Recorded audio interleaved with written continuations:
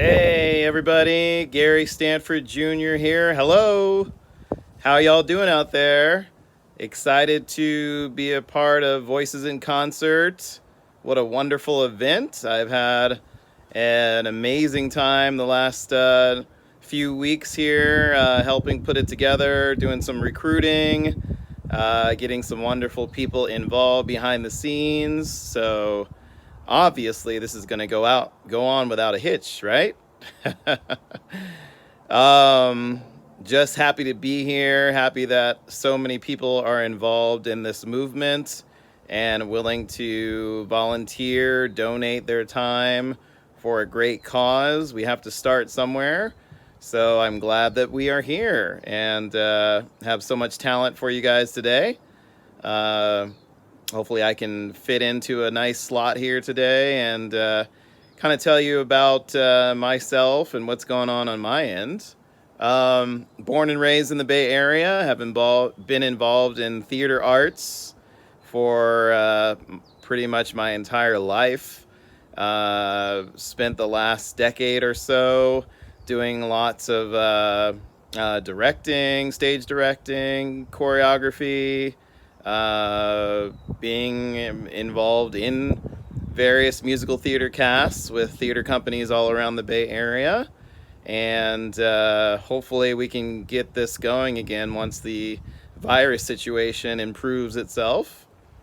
I started my own theater company last year called North California Arts Collective because we do need a lot more diversity, inclusion, opportunities, new stories about our ethnicities in this country and around the world. So my goal is to bring some of those new stories to the forefront and hopefully get some new shows into our Broadway musical theater rotation. So wish us luck. You can catch me every Monday night on a new podcast radio show. It's called Planet Bay Area. And this whole opportunity fell into my lap very last minute, but sounded like an exciting thing. So now I have my own radio show. So definitely tune in, 7 p.m., Planet Bay Area. You can find us on Facebook through my Planet Bay Area Facebook page.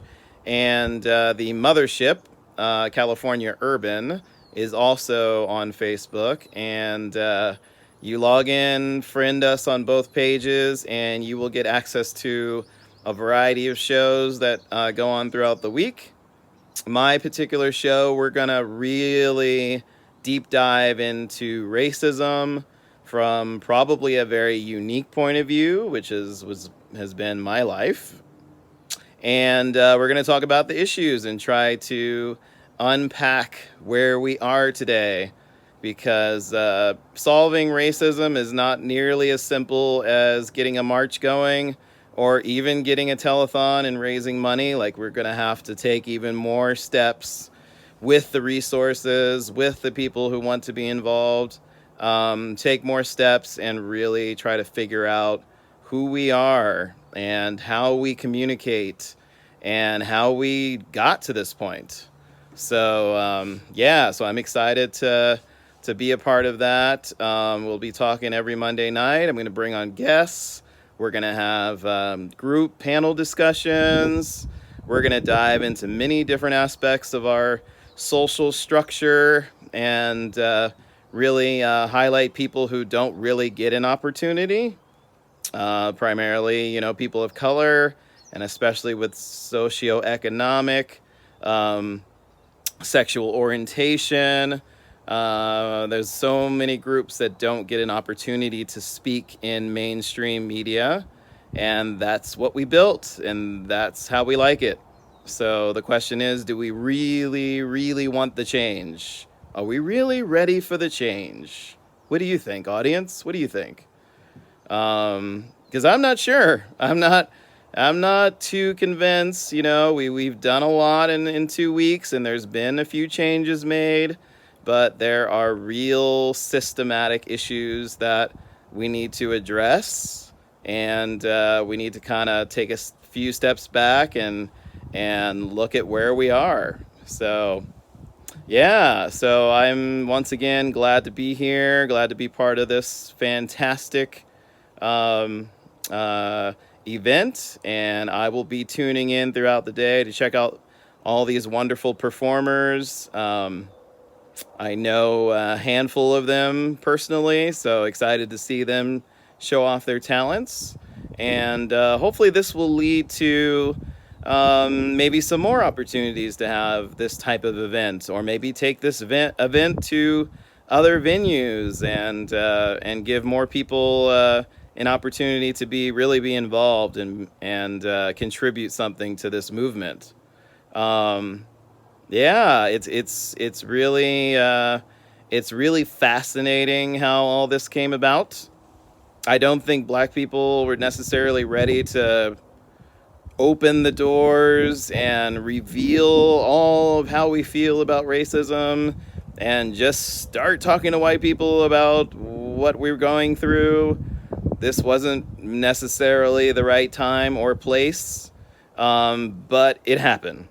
And whether or not anyone is ready for it, we're here now.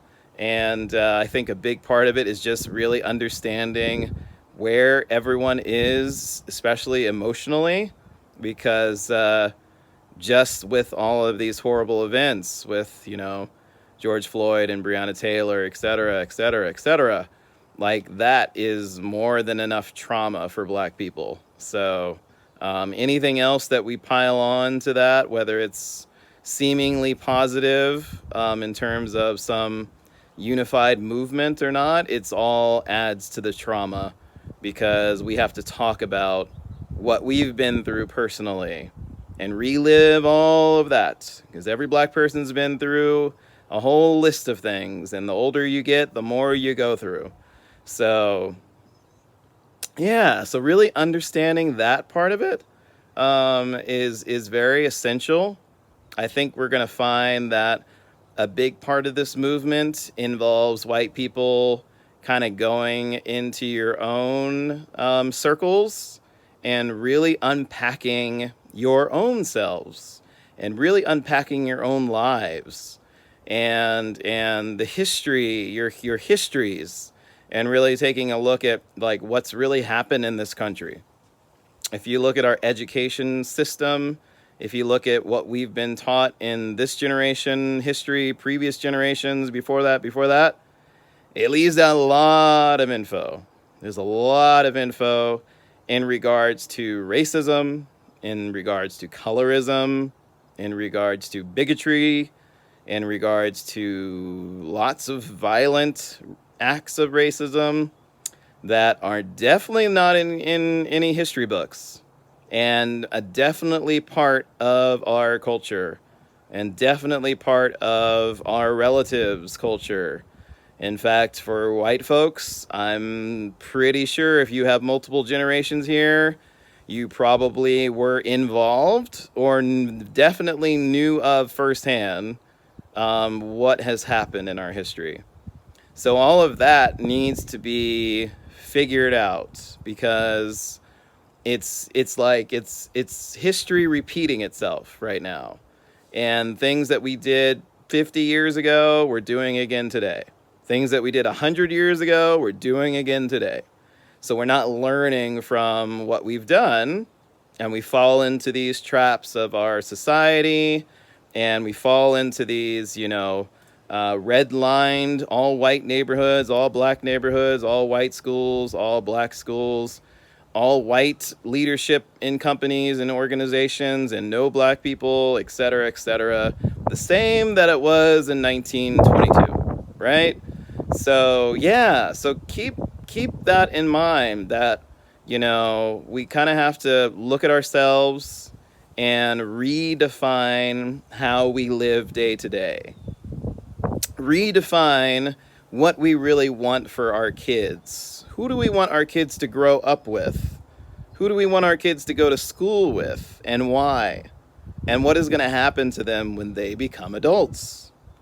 Those are the questions that we need to really be asking ourselves. So anyway, before I go on and on, I could talk for a day. Everyone have a wonderful rest of your time with this event and do what you can for change. All right, Gary Stanford Jr. signing off, y'all. Bye.